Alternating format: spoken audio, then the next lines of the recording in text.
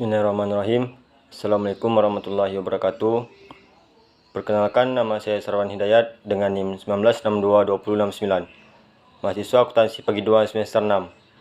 Dan di sini saya akan membuat tugas untuk mengisi nilai UTS dan dengan mata kuliah lembaga bank dan non-bank, dan dengan dosen pengampu mata kuliah Ibu Ulfa Oktaviani Nasution, SAMM. Saya merupakan mahasiswa SIA Pembangunan Tanjung Pinang. Yang pertama, sebutkan dan jelaskan jenis-jenis lembaga keuangan. Yang pertama ada bank sentral. Sebuah bank sentral yaitu suatu entitas yang bertanggung jawab untuk mengawasi sistem moneter suatu negara. Bank sentral memiliki berbagai tanggung jawab, dari mengawasi kebijakan moneter untuk melaksanakan tujuan tertentu seperti stabilitas mata uang, inflasi yang rendah, dan kesempatan kerja penuh. Selanjutnya ada bank umum. Bank umum adalah lembaga keuangan yang melakukan kegiatan jasa perbankan, baik secara konvensional maupun syariah. Dan selanjutnya ada Bank Perkreditan Rakyat. Bank Perkreditan Rakyat atau BPR adalah bank yang melaksanakan kegiatan usaha secara konvensional maupun syariah, yang dalam kegiatannya tidak memberikan jasa dalam lalu lintas pembayaran. Dan soal berikutnya, sebutkan dan jelaskan kegiatan bank umum dan kegiatan bank perkreditan rakyat. Nah, di sini ada kegiatan bank umum, pertama itu ada funding, simpanan tabungan, simpanan deposito, dan simpanan giro.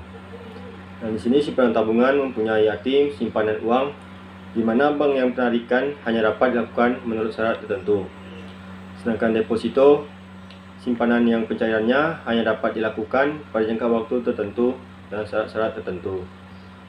Dan yang ketiga itu simpanan giro, simpanan atau dana pihak ketiga, di mana penarikannya dapat dilakukan setiap saat dengan menggunakan media yaitu cek. Dan seterusnya itu ada lending. Lending itu terbagi satu yang ada kredit. Dan kredit di sini mempunyai arti kemampuan untuk memberikan pinjaman dengan suatu janji yang akan dibayar sesuai dengan waktu yang disepakati. Yang ketiga itu ada service.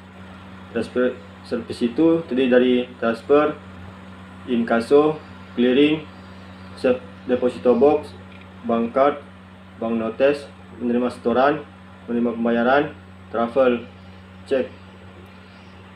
Dan itu ada kegiatan bank BPR atau bank perkreditan rakyat.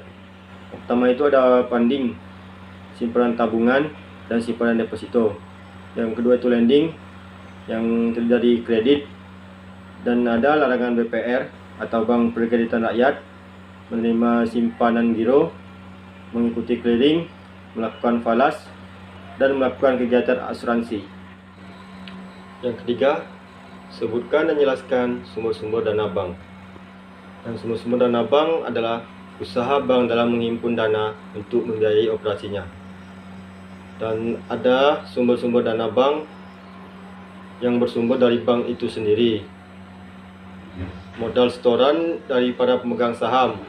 Sumber dana bank dari bank itu sendiri terdiri dari 3: setoran modal pemegang saham, cadangan bank, dan laba bank yang belum dibagi.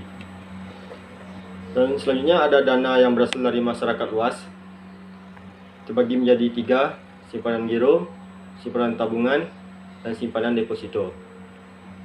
Dan selanjutnya ada dana yang bersumber dari lembaga lainnya, dibagi menjadi 4. Pertama itu kredit likuiditas dari Bank Indonesia, kedua pinjaman antar bank atau call money, yang ketiga pinjaman dari bank luar negeri, dan yang keempat surat berharga pasar uang. Pada soal berikutnya, sebutkan dan jelaskan prinsip-prinsip pemberian kredit. Dan prinsip-prinsip pemberian kredit itu, yang pertama ada karakter, yaitu kriteria yang pertama adalah karakter, yang melihat bagaimana karakter dan latar belakang calon peminjam atau nasabah yang mengajukan kredit. Kriteria karakter ini akan dilihat dari wawancara yang dilakukan oleh pihak bank. Yang kedua, capacity. Kriteria yang kedua ini capacity, yaitu disebut juga dengan capability. Bagaimana kemampuan calon peminjam dalam membayar kreditnya.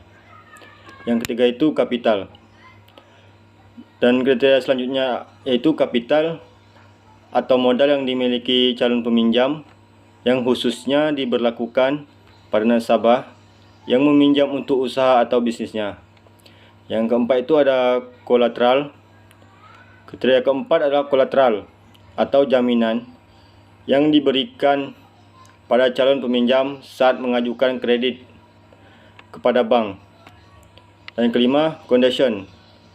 Kriteria dari prinsip yang terakhir ini adalah condition, yaitu kondisi perekonomian, baik yang bersifat general atau khusus pada bidang usaha yang dijalankan nasabah. Dan soal yang kelima, sebutkan dan jelaskan jenis-jenis jasa bank. Yaitu ada kiriman uang atau transfer, clearing, inkasso, safe deposito box, bank card, bank notes, travel check, menerima setoran-setoran yang berisi pembayaran listrik, telepon, air dan lain-lain, dan melakukan pembayaran gaji. Baiklah, mungkin hanya itu saja yang dapat saya sampaikan. Terlebih kurang saya mohon maaf dan saya akhiri dengan wabillahi taufiq wal hidayah. Assalamualaikum warahmatullahi wabarakatuh.